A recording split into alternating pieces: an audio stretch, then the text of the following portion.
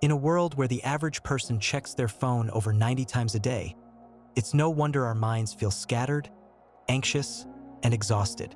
We're constantly pulled in 1,000 directions: notifications, deadlines, worries, regrets.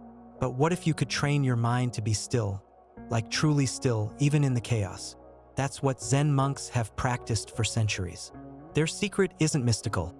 It's a daily discipline called Zazen, or seated meditation, and it could be the one practice that helps you return to yourself before the world pulls you apart. Zazen, translated as seated meditation, is the core of Zen practice. It's not about escaping thoughts, forcing peace, or chasing enlightenment. It's about sitting with what is without judgment, resistance, or distraction. Zen monks don't meditate to become something. They meditate to remember what they already are: present, aware, and alive. Unlike guided meditations that lead you through images and affirmations, Zazen strips it all back. No music, no visualization, just breath, just body, just now. Posture is everything in Zen. When you see a monk sit in Zazen, you're witnessing stillness made visible. The spine is upright but relaxed, like a stack of coins perfectly aligned. Hands rest in the cosmic mudra, left palm over right, thumbs lightly touching to form an oval. Legs are crossed in full or half lotus, but if that's not possible, a kneeling bench or even a chair works too. The key isn't flexibility, it's intentional stillness. This posture tells your body, I am here, I am awake, I am not running anymore. In Zazen, we don't control the breath, we return to it. Slowly, gently, you breathe through the nose, letting each inhale and exhale rise and fall like waves. When your mind wanders, and it will, you bring it back to the breath again and again. Some monks count the breath, 1 on the inhale, 2 on the exhale, up to 10, then repeat. This isn't about achieving anything. It's a return. Each breath is an anchor. Each moment is enough. And with time, even your thoughts start to lose their urgency. Here's where it gets deep. Zen teaches shikantaza, or just sitting. No goals, no grasping, just the act of sitting with full presence. This is radical in today's world, where productivity is worshipped. But in Zazen, doing nothing is the ultimate act of resistance. You're not fixing yourself. You're not escaping anything. You are sitting, breathing, being. That's it.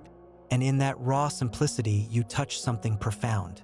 A deep, quiet aliveness that has no name, but changes everything. Zen calls us to practice with Shoshin, beginner's mind. That means letting go of your labels, your knowledge, your expectations. Approaching each breath, each moment, as if it were the first time. Have you ever watched a child explore the world? That wide-eyed curiosity, that's beginner's mind. You don't need to be an expert to meditate. In fact, the more you know, the harder it can be. In Zen, the goal is not to become wise, but to remain open. Every time you sit is a new beginning. Let's be real, Zazen isn't always blissful. Your legs might ache. Your thoughts might scream. Old emotions might rise like ghosts. That's normal. That's the work. Zen doesn't teach you to escape suffering. It teaches you to face it, to sit with fear, boredom, anger, grief, and not flinch, not analyze. Just breathe and be with it. Over time, these waves lose their grip. You realize you're not your thoughts.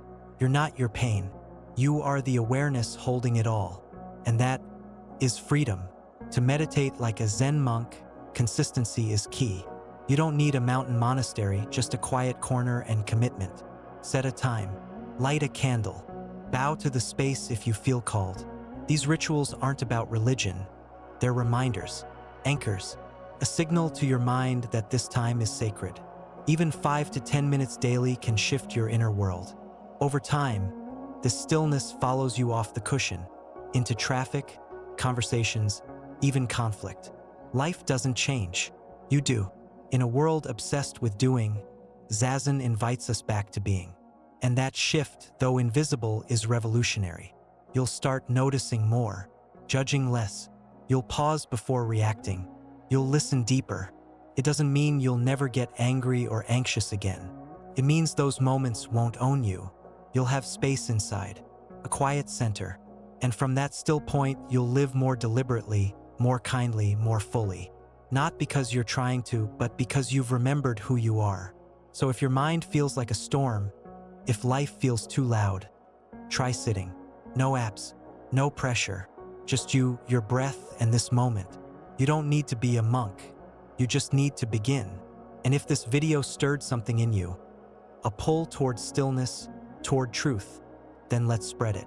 Like, share, and subscribe to join a growing community of seekers, breathers, and everyday monks. Because in a world addicted to noise, the most radical thing you can do is sit in silence.